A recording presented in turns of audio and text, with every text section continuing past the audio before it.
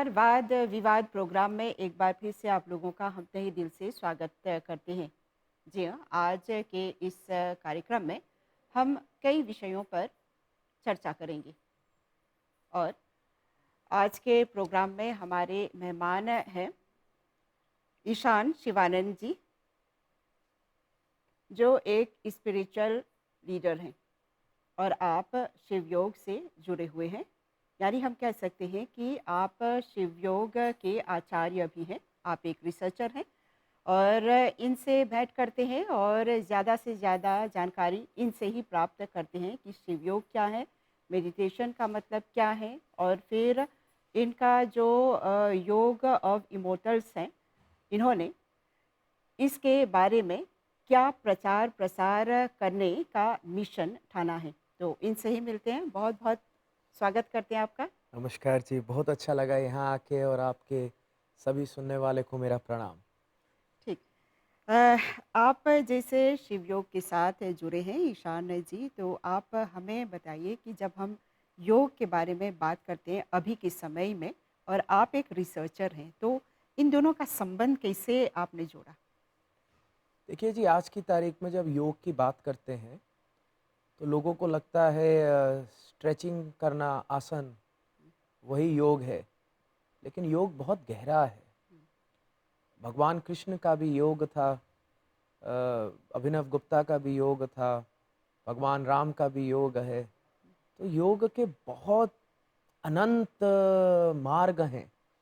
और आज की तारीख में कीमती ये है कि अगर एक बच्चा, एक नौजवान योग में रुचि रखता है और वो गूगल पे जाता है तो उसको दिखता है कि योग के नाम पे केवल आसन है, तो ये बात गलत है। हुँ, क्योंकि हमारा जो सनातन है, हमारी जो एक विचारधारा है, हमारा जो एक कल्चरल बैकग्राउंड है, वो इतना महान है कि उसको एक्सपोज़र होना चाहिए हर एक फ़िलॉसफ़ी के प्रति, हर एक ज्ञानी के ज्ञान के प्रति। तो हमारा उद्देश्य यही रहा है कि हमारी संस्कृति के भीतर से जो भी हीरे हैं, उनको बाहर हम लेकर के आएँ, उन पे शोध करें और फिर नौजवानों तक पहुँचाएँ। हुँ। आप इतना प्रचार प्रसार करते हैं जिससे ख़ास कर मेडिटेशन के बारे में भी आप हमें बताएं कि जब एक आदमी को मेडिटेशन करना पड़ता है तो क्या महत्व देना चाहिए, कौन सी बातों को महत्वपूर्ण मानना चाहिए?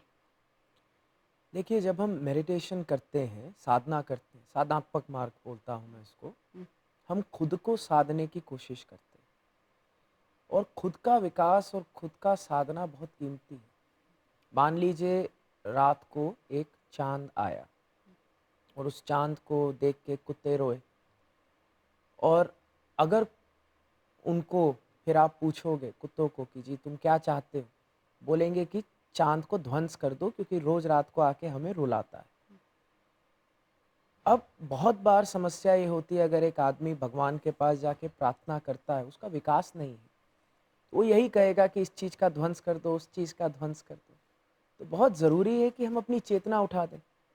वही जब एक कवि चाँद को देखेगा, तो उस कवि के भीतर प्रेरणा आएगी और वो बहुत अच्छी-अच्छी कविताएँ लिखेगा। तो साधनात्मक और ध्यानात्मक मार्ग के साथ हम खुद के भीतर एक विकास लेकर के आते हैं, जिस विकास से आपको आपके भगवान को समझना और सरल हो जाता है, उससे जुड़ना सरल हो जाता है। क्योंकि अगर दिमाग में आपत्ति है, दिमाग में चिंता है, तो कैसे हम भगवान का नाम जपेंगे?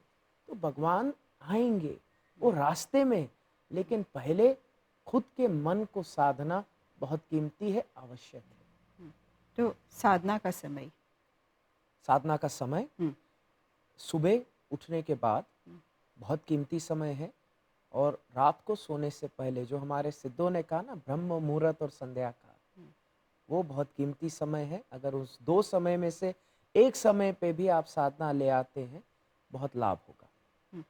तो हमें आप बताएँ कि जब हम लोग शिवयोग के बारे में बात करते हैं, जैसे इसकी स्थापना कब हुई, कैसे हुई? और आप इसी के साथ अभी जुड़े हुए हैं, तो हमें थोड़ा-सा इसके बारे में जानकारी देंगे? 21 गुरु हैं हुँ, शिवयोग के, हुँ, शुरुआत आदिनाथ से हुई और जितने भी हमारे सप्तऋषि हैं, जैसे महर्षि कश्यप हो गए, गोरखनाथ हो गए, मत्स्येंद्रनाथ हो गए, बसवेश्वर हो गए, जगन्नाथ हो गए, ये सारे हमारी ही लिनेज के हैं। भगवान आदिनाथ से शुरू, और अभी जो गुरु हैं उनका नाम है अवधूत शिवानंद, हुँ, जो मेरे पिता हैं, हुँ, और उन्हीं से मैंने शिक्षा प्राप्त की शिवयोग के बारे में। हुँ। तो उनके ही मार्गदर्शन पे चलने का आपका विचार कैसे हुआ? जी, मैं पैदा ही उनके मार्गदर्शन पे हुआ। हुँ, तो कहते हैं ना कि जो आपको मिलेगा, नेचर नर्चर, हुँ, आप वैसे ही हो जाएंगे। हुँ, तो अब बचपन में जो सीखा, जिस प्रकार से मैं बड़ा हुआ, जो मैंने जाना, तो कोई और मार्ग की उपलब्धि थी ही नहीं, यही एक मार्ग था। हुँ, लेकिन फ़र्क ये हुआ कि जब मैं बड़ा हुआ, मेरी शादी हुई, मैंने दुनिया देखी, तो मैंने समझा इस मार्ग की बहुत कीमत है, इस मार्ग की बहुत प्रैक्टिकल एप्लीकेशंस हैं। हुँ, तो हमें इसको केवल अपने पूजा घरों में नहीं रखना, हमें इसको बाहर लेकर के आना है, हेल्थ केयर वर्कर्स तक, इंस्टीट्यूशंस तक, एकेडमी तक, क्योंकि हमारा जो एक हमारी संस्कृति है, हुँ, वो शोध की है।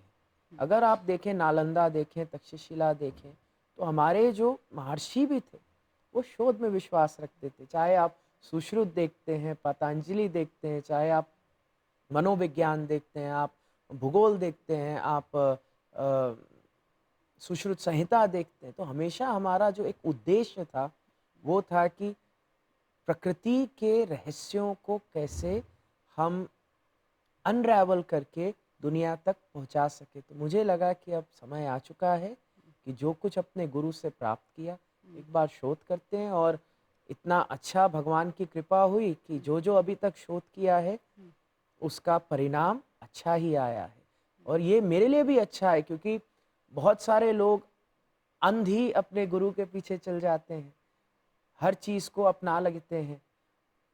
और शोध से अच्छा भी लगता है कि अब वैज्ञानिक कह रहे हैं कि देखो, जो आपने अपने गुरु की बात सुनी, जो मार्ग आप अपने घर में लेकर के आए, वही सही मार्ग के अलावा सबसे कीमती मार्ग है। हुँ, और इसलिए दुनिया जहान इस मार्ग को अब लेकर के आ रही है, क्योंकि दुनिया देख रही है हमने इतनी सब टेक्नोलॉजी ले आए, लेकिन मानसिक शांति तो नहीं है। तो अब वो भी मार्ग को अपना रही है, साधनात्मक और ध्यानात्मक को।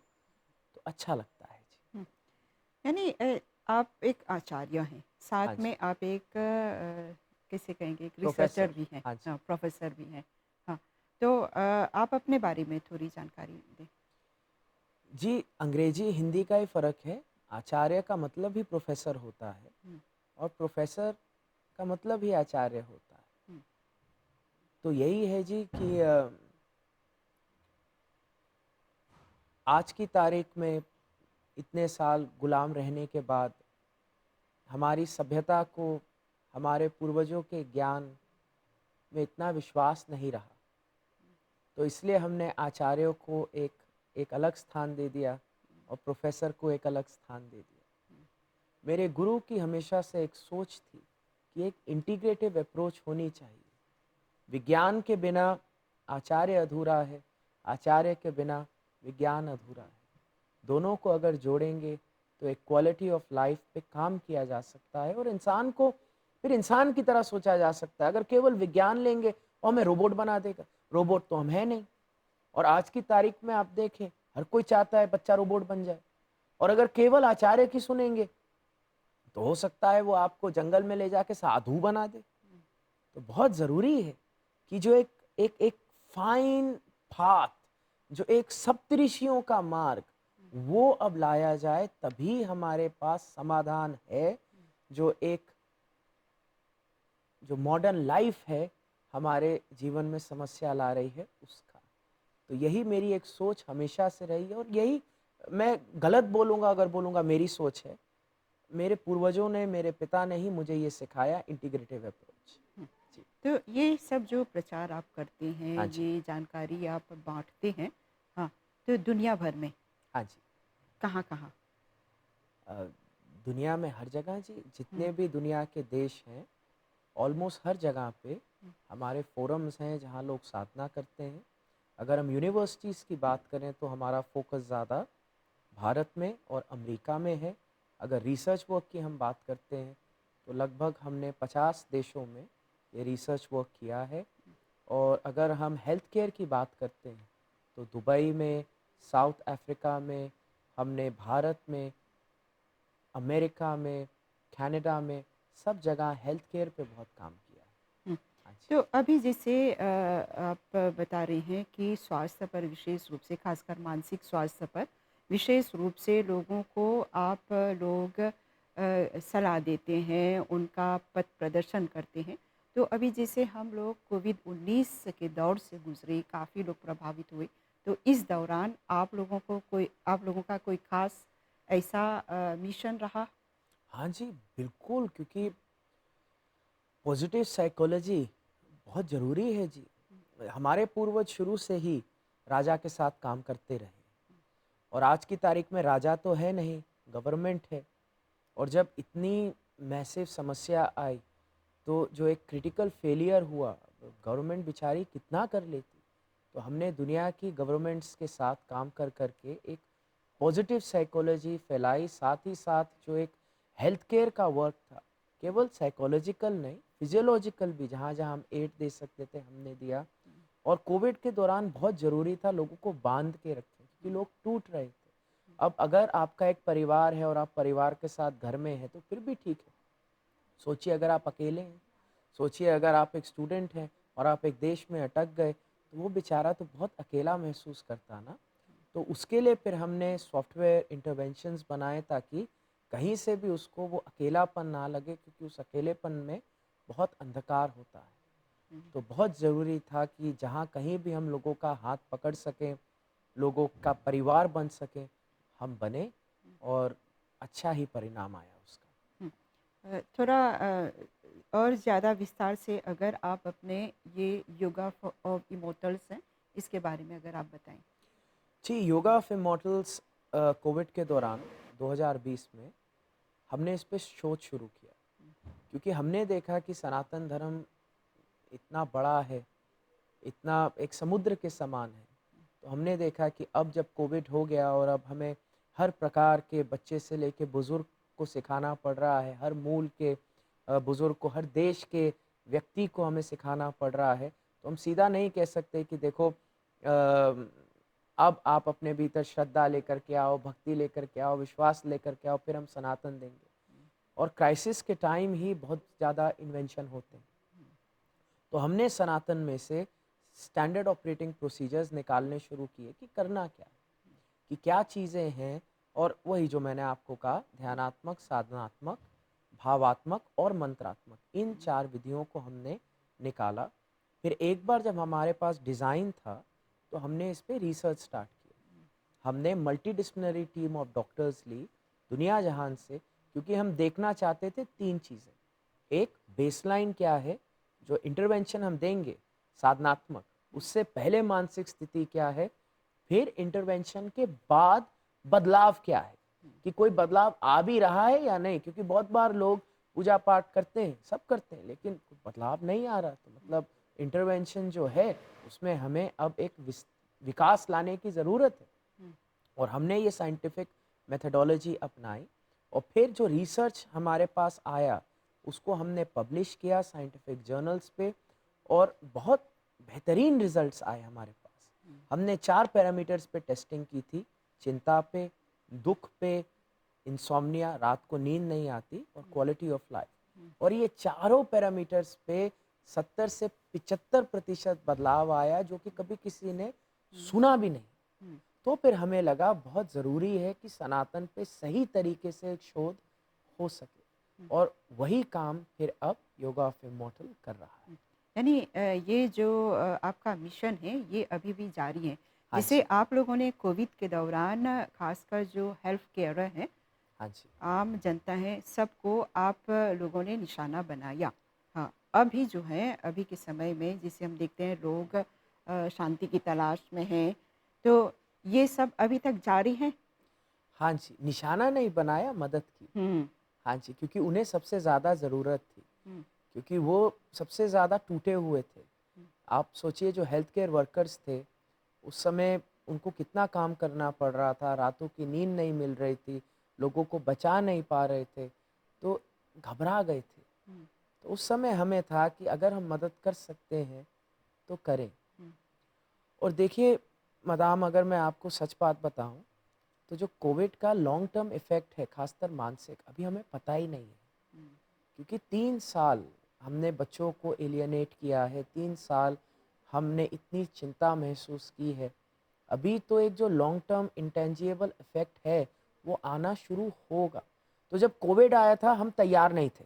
हुँ, इसलिए हर देश ने बड़ी मेहनत की, बड़ी कोशिश की, लेकिन फिर भी इतनी समस्या आई। अब हमें पता है कि लॉन्ग टर्म इफेक्ट होगा, क्या होगा हम नहीं जानते। तो बहुत ज़रूरी है हम अभी से ही तैयारी कर लें, अभी से ही टूल्स बना दें, ताकि कभी अगर ज़रूरत पड़े हम तैयार हों। हुँ। ख़ासकर जैसे आप लोग इस मेंटल बीमारी के बारे में जैसे लोगों की मदद कर रहे हैं, उनका मार्गदर्शन भी कर रहे हैं, मेडिटेशन के ज़रिए भी। आप लोगों का ये जो प्रचार-प्रसार रहा, कैसे रहा? किस माध्यम को आप लोगों ने चुना? सॉफ्टवेयर, हुँ, हमारा उद्देश्य था low cost to no cost, हुँ, और हमारा उद्देश्य था ज़्यादा से ज़्यादा लोगों तक पहुँचे। और कोविड के दौरान अब वो मॉडल तो ख़त्म किया, आप भीड़ इकट्ठी करें, एक जगह जाएँ, दूसरी जगह जाएँ। हुँ, तो हमने टेक्नोलॉजी के माध्यम से सॉफ्टवेयर बेस्ड इंटरवेंशंस बनाए, और हमने पाया उल्टा इससे लोगों का ज़्यादा फ़ायदा हुआ। हुँ, क्योंकि बहुत बार कुछ लोग होते हैं, इंट्रोवर्ट होते हैं, या फिर बहुत बार कुछ लोग होते हैं जो नहीं दिखाना चाहते कि हम मदद ढूँढने जा रहे हैं, हुँ, या फिर कुछ लोगों को अंदर से ही साधना के प्रति एक एवर्जन होती है।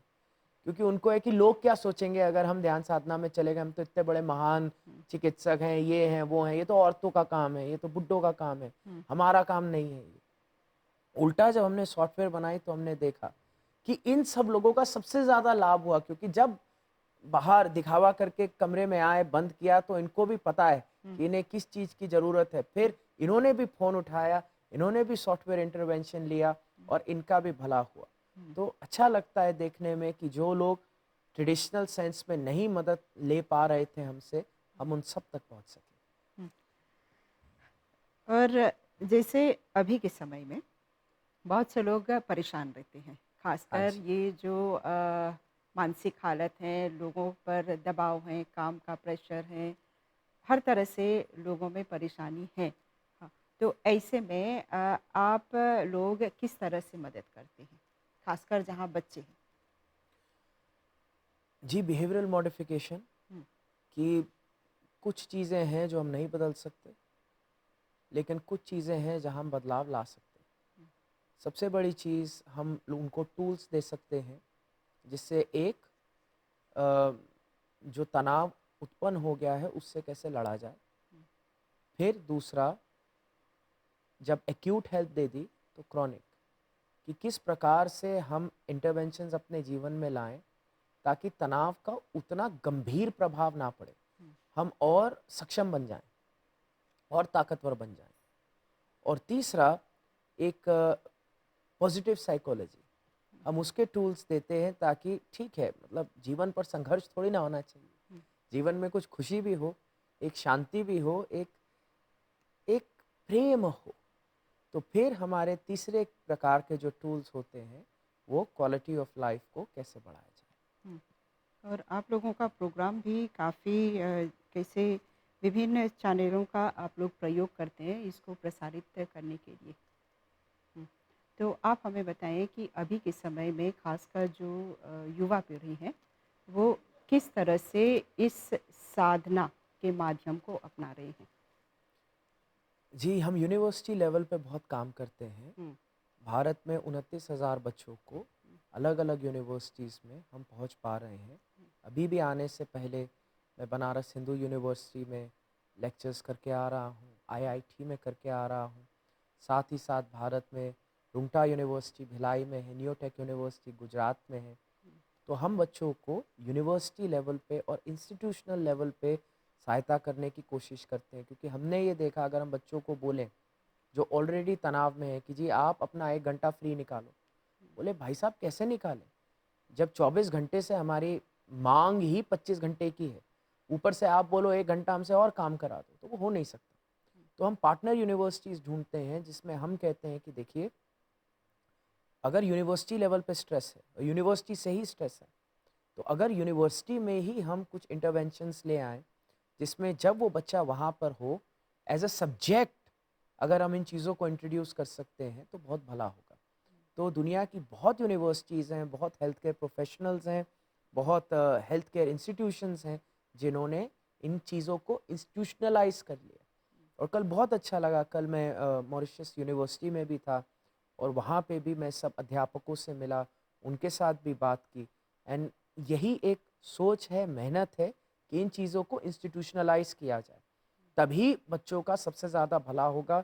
लेकिन अगर एक ऑलरेडी ओवरवर्क बच्चे को हम बोलेंगे कि आप अपने कीमती समय में से और समय निकालो, तो बहुत कठिन है। Hmm, the future is institutionalisation of mental health. हुँ।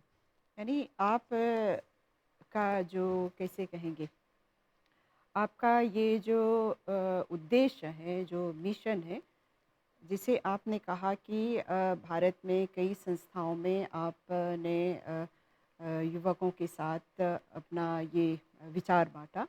तो भारत से बाहर जैसे आपने मॉरिशस में भी यहाँ पे ये प्रचार किया, तो इसके अलावा अमेरिका। हाँ, अमेरिका में भी। हाँ जी। हाँ, और तो इसका क्या असर पड़ा? किस तरह से लोगों ने इसको अपनाया? बहुत सारी यूनिवर्सिटीज़ ने इसको सब्जेक्ट बना लिया है। हुँ, जो यूनिवर्सिटीज़ अपने बच्चों से प्रेम करती है, हुँ, जो यूनिवर्सिटीज़ समझती हैं डेटा को, क्योंकि एक तो है कि मैं अंधा हो जाऊँ, गांधी जी का बंदर, हुँ, मुँह पे अपने कान पे सब जगह बंद कर लूँ और बोलूँ सब ठीक है, सब ठीक है। हुँ, कुछ ठीक नहीं है, तनाव बढ़ रहा है, सुसाइड बढ़ रहा है, डिप्रेशन बढ़ रहा है, कार्डियोवैस्कुलर डिज़ीज़ बढ़ रही है, तो अब हम अंधे नहीं रह सकते। और जो यूनिवर्सिटीज़ अंधी नहीं हैं, वो इन चीज़ों को अपना के एक सब्जेक्ट बना, नया सब्जेक्ट। हुँ, जैसे जब टेक्नोलॉजी का इजाद हुआ, नया सब्जेक्ट आया ना, हुँ, गणित आगे बढ़ा, गणित के नए-नए हमने सब्जेक्ट्स बनाए। उसी तरीके से अब जब मेंटल हेल्थ एक इतना बड़ा इशू हो रहा है, तो कितना कीमती है कि हम ये सब्जेक्ट्स भी लेकर के आएँ, जिसमें हम बच्चों को सिखाएँ कि नॉन फार्मास्यूटिकल इंटरवेंशंस भी होते हैं, बिहेवियरल हेल्थ केयर भी होती है, और हम इन चीज़ों के माध्यम से, इन टूल्स के माध्यम से आपको सिखा सकते हैं कि आपको समय आने पे अपने मन को शांत कैसे करना है। हुँ, और मज़े की बात, यूनिवर्सिटीज़ को अब ये भी समझ आ रहा है कि रेज़्यूमे में एक एक्स फैक्टर है, क्योंकि कितने सारे इंजीनियर्स की नौकरी लगती है, लेकिन कितनों का बर्नआउट हो जाता है, काम नहीं कर पाते। कितने सारे मेडिकल प्रोफेशनल्स यूनिवर्सिटी में पहुंच तो जाते हैं, लेकिन फिर बर्नआउट हो जाता है। तो अगर वो देखते हैं कि रेज्यूमे में रेजिलियंस ट्रेनिंग है, बच्चों के पास टूल्स हैं कि अगर समस्या आई कल को समाधान भीतर से निकाल सके, तो कितना भला होता है। तो जो अच्छी यूनिवर्सिटीज़ हैं, जिनको बच्चों की परवाह है, वो बाकायदा इसको अपनाती हैं और चीज़ें इंस्टीट्यूशनलाइज होती हैं। दूसरों को हम समझा रहे हैं। तो ईशान जी, हम इस कार्यक्रम के लगभग अंत तक पहुंच गए हैं। फिर भी हम आपसे पूछना चाहेंगे या कहना चाहेंगे कि अगर कोई बात छूट गई हो जो आप जोड़ना चाहते हैं। मैं जोड़ना चाहता हूँ, एक पुराना गाना था, साथी हाथ बटाना हुँ, एक अकेला थक जाएगा। हुँ, मॉरिशस बहुत अच्छा स्थान है, यहाँ की सरकार से मुझे बहुत प्रेम है, यहाँ के लोग बहुत अच्छे हैं, यहाँ के अध्यापक बहुत अच्छे हैं। लेकिन अब जो समय आ रहा है, उसमें हम सबको एक होना पड़ेगा और एकजुट हो करके नई पीढ़ी का ध्यान रखना पड़ेगा, क्योंकि नई पीढ़ी पे कोविड का बहुत बड़ा प्रहार पड़ा है। और अगर हम एकजुट हो जाएंगे, एक दूसरे का हाथ बटाएंगे, तो एक बार फिर हम घर घर खुशहाली ला सकते हैं। हुँ। तो आपको हम बहुत-बहुत धन्यवाद देते हैं और यही आशा करते हैं कि आपने ये सब जानकारियाँ जो दी, ये लोगों तक पहुँचे। बहुत-बहुत धन्यवाद। बहुत नमस्कार। नमस्कार जी, और आपके सब व्यूअर्स को भी मेरा प्रणाम। नमस्कार। धन्यवाद जी। जी हाँ, ये थी एक छोटी-सी मुलाकात ईशान शिवानंद जी के साथ, जिससे कि हमने कहा कि ये शिवयोग के एक आचार्य हैं, तो इनसे काफ़ी जानकारी हमें प्राप्त हुई। हम यही आशा करते हैं कि आप लोगों को इसका लाभ होगा। तो इस प्रोग्राम को हम यहीं पे विराम देते हैं। एक और कार्यक्रम के साथ आप लोगों के सम्मुख आएँगे। अभी के लिए हमें और हमारी प्रसारण टीम को आज्ञा दीजिए। नमस्कार।